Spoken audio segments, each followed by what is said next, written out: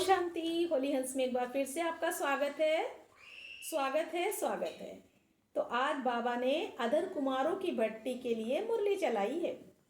तो मरजीवापन की स्मृति से गृहस्थी व प्रवृत्ति की विस्मृति। 12/7/72 की मुरली में आज बाबा ने क्या कहा, सुनते हैं। अपने आप को जहाँ चाहो जब चाहो ऐसे परिवर्तन कर सकते हो। भट्टी से अपने आप को परिवर्तन करने के लिए आते हो ना, तो परिवर्तन करने की शक्ति अनुभव करते हो।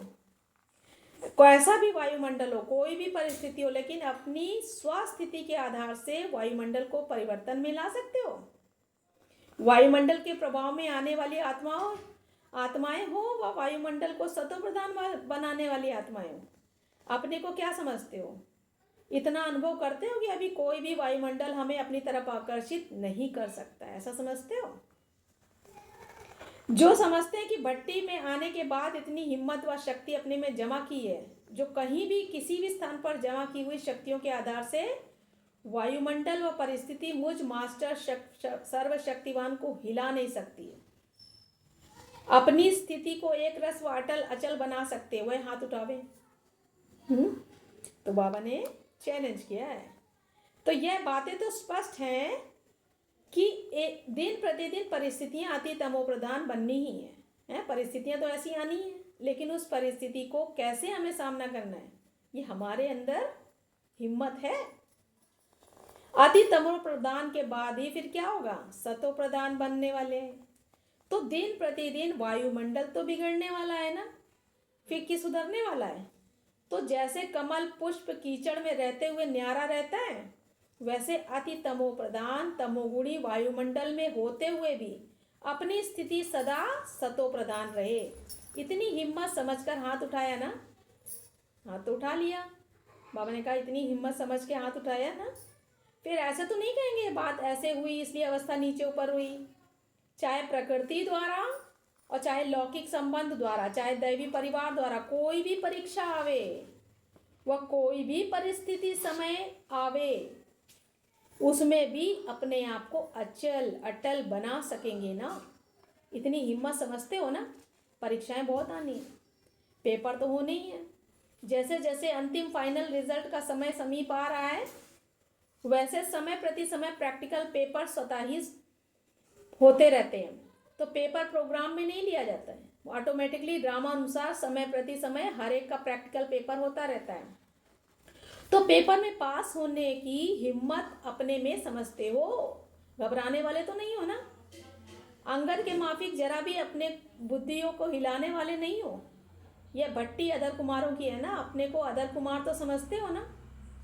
संकल्प व संबंध में अधर कुमार की स्मृति नहीं रहती है।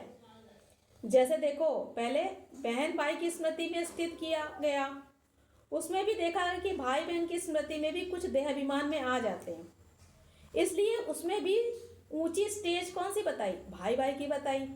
ऐसे ही अपने को अधर कुमार समझकर चलते हो, गोया प्रवृत्ति मार्ग के बंधन में बंधी हुई आत्मा समझकर चलते हो।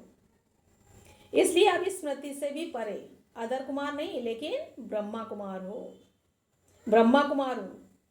अब मरजीवा बन गए तो मरजीवा जीवन में अधर कुमार का संबंध ही क्या है? संबंध है क्या? मरजीवा जीवन में प्रवृत्ति व गृहस्थी है क्या? मरजीवा जीवन में बाप दादा ने किसी को गृहस्थ बनाकर नहीं दिया है, गृहस्थी बनाकर दी है क्या?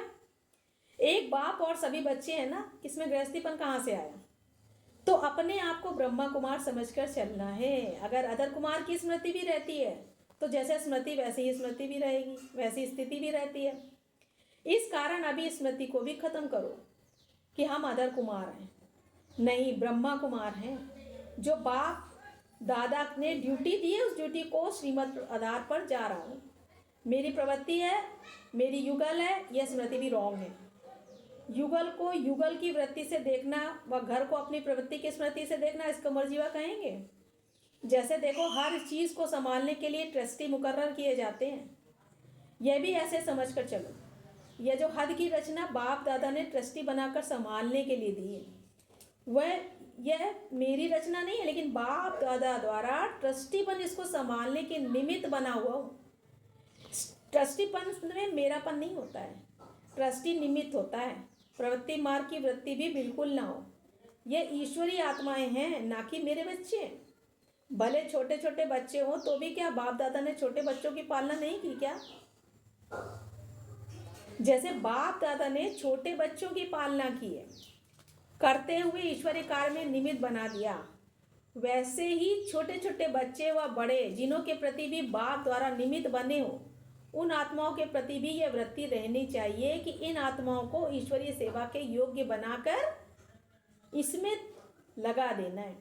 घर में रहते इसमें ऐसी स्मृति रहती है, जैसे ईश्वरीय परिवार की अनेक आत्माओं के संबंध व संपर्क में रहते हो, वैसे ही जिन आत्माओं की ड्यूटी मिली है उन्हें के साथ भी ऐसे ही संपर्क में आते हो, या फर्क रहता है? जो आप लोगों के संपर्क में रहने वाली आत्माएं, उन्हों में रिजल्ट मंगाई जाएगी।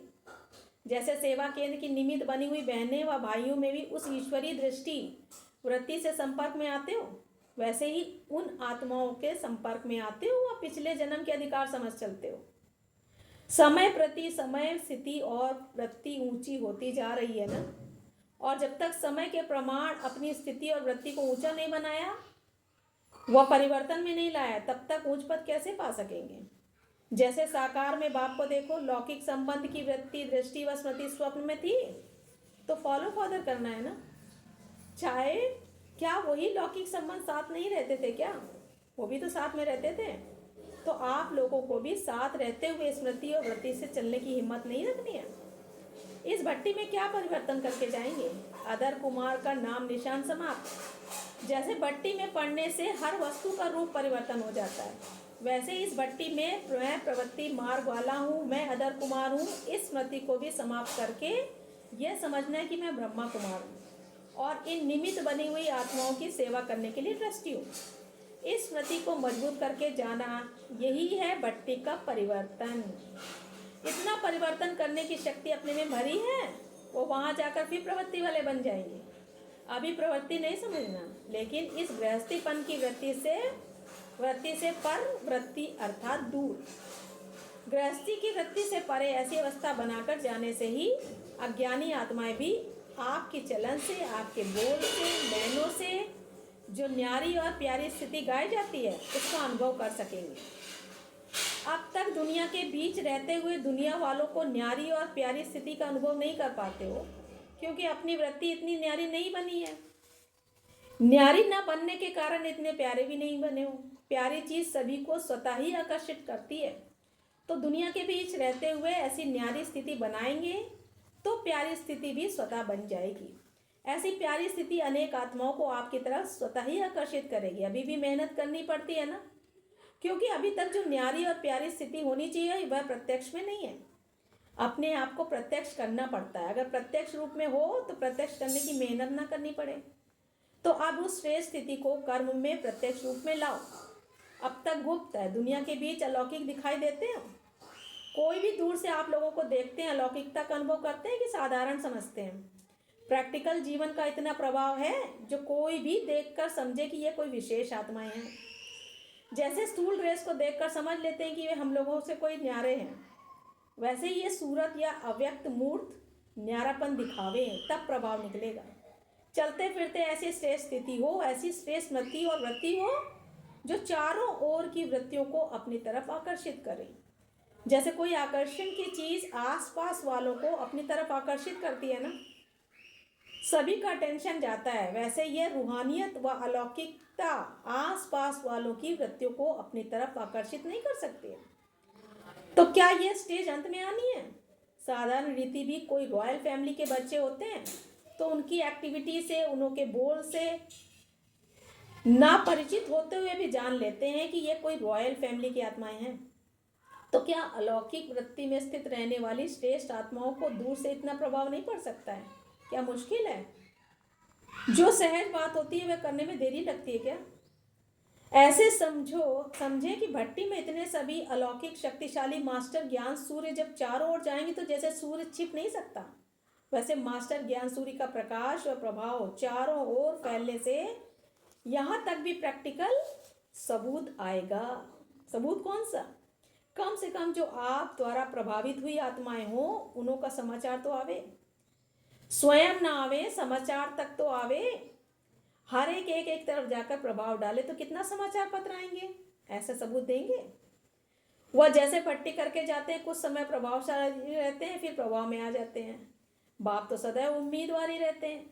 अब रिजल्ट देखेंगे कि कहाँ तक अविनाशी रिजल्ट चलती है और कहाँ तक अटल रहते हैं। वरदान भूमि में वरदान की प्राप्ति जो की है, उन प्राप्त हुए वरदानों से अब वरदानी मूर्त बनकर निकलना है।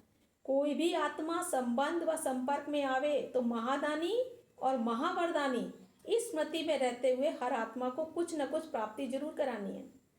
कोई भी आत्मा खाली हाथ नहीं जानी चाहिए। आप तो महादानी हो ना, उस दान को संभालते हो नहीं, वह आप उनकी तकदीर हुई।